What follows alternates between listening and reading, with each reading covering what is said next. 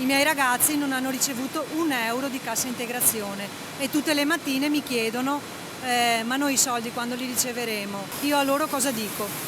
Ma è vero che sta pensando di dargli lei i soldi? Sì, assolutamente, perché questi ragazzi devono mangiare, hanno tutti famiglia. È questa l'amara soluzione che ha intenzione di prendere questa imprenditrice del settore vetro arredo, punta di un iceberg di crisi che sta emergendo col diradarsi del contagio.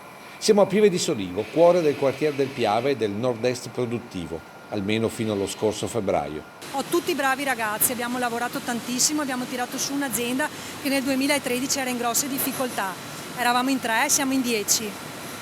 Io adesso di notte non dormo, il mio pensiero più grande va a loro intanto e dopo al futuro di tutti, anche al mio. Perché Lorena non vuole mollare, anche se dopo un primo accenno positivo ora i segnali tutti intorno sono drammatici. La sensazione è che non c'è lavoro, non c'è lavoro. Io ho già ricevuto le prime comunicazioni che la prossima settimana grandi gruppi della zona rimarranno chiusi tutta la settimana. Questo non è un buon segnale.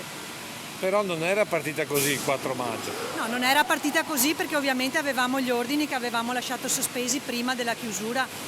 Infatti quando siamo rientrati a me sembrava tutto normale, ho detto beh qua non è successo niente. È andato così per 10 giorni, adesso il telefono suona pochissimo, ordini ne arrivano pochi.